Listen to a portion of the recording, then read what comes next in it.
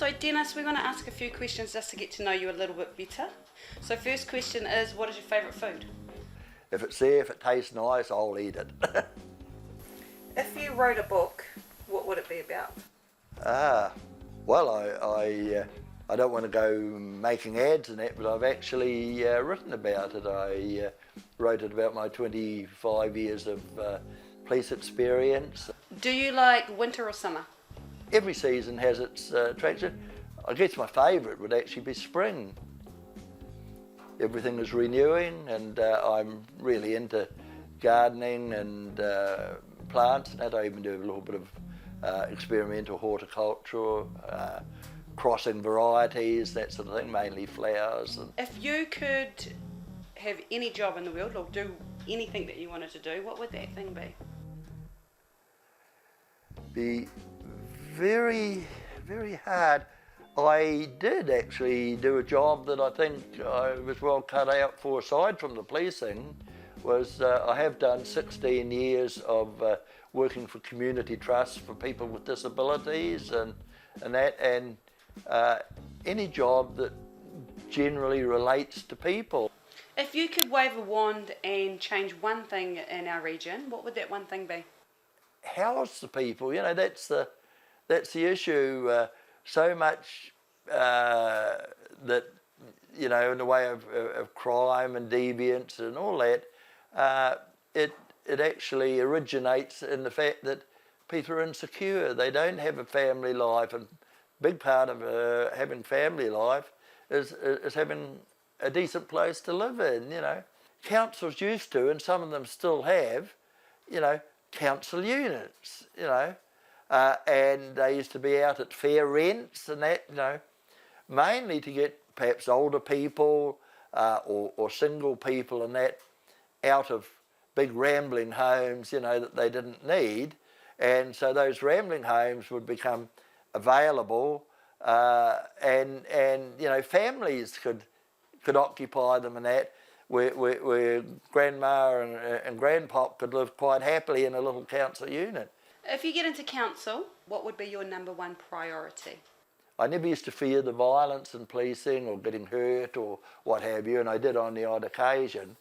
My one fear was to be seen by the public to have let them down, and that is the big thing with me, you know. I know what I believe in, and I'll stick to it in the least abrasive way I can. But my big fear, even on council, that's what would drive me, not to let the people down. Can you tell me what you think are characteristics of a good council? Well, first off, the council has to be made up of people who actually listen. They shouldn't push their own barrows all the time, you know. And you get this, and some of the ideas that come out are brilliant, you know, but they're not the bread and butter ideas, you know, that people need. When you go into Gisborne, yep, there's lots of shops that are empty. Yes. It needs a lot of work. What do you think council can do to help? Well, that too, of course, hinges on the local economy. Mainly, I think there's that overriding thing in these hard times, is to keep our assets, keep them in good condition, and just tie-ho on these flamboyant, you know, costly things. Who do you think our at-risk people are, and how can we help them? Well, if you had have asked me that, you know, a couple of years ago, I'd say that, you know, the most at risk are the socially downtrodden, the economically downtrodden. We're getting a whole generation now of mainly younger people in that. We're getting all the industries and that screaming out for workers and that, and they're saying, well, why don't all these people on the dole, you know, why don't they come and we'll give them this flash job? Because you can't promise them a future. You can't promise them that on the wages that the economy says they have to be paid, that they could save like blazes. And then, you know, at the end of 4 or 5 years, like in the past, they won't have a deposit for a house.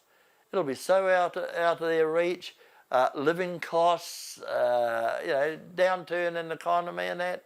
What are you promising them? Nothing. Why are you running for council?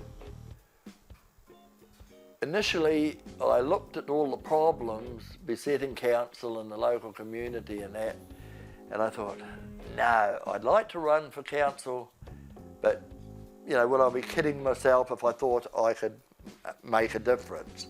And even now, I sort of suggest I'm keen. Don't get me wrong, I'm keen, but in the back of my mind is this whole thing could be what they call the poison chalice. You take it up, and you take it up for the best reasons, but it's going to break your heart, because you perhaps can't achieve what you wanted to achieve. But then the other thing that comes down is the optimist that says, well, hell, if you don't try, who the hell will? So you give it a go, you're resolute in trying to go forward and doing your best. And I guess that's all you can ask of anybody in any endeavour. How would you describe yourself in one word?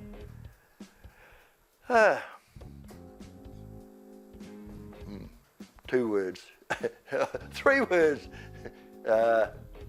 Enjoying life, doing my best like most people, I think.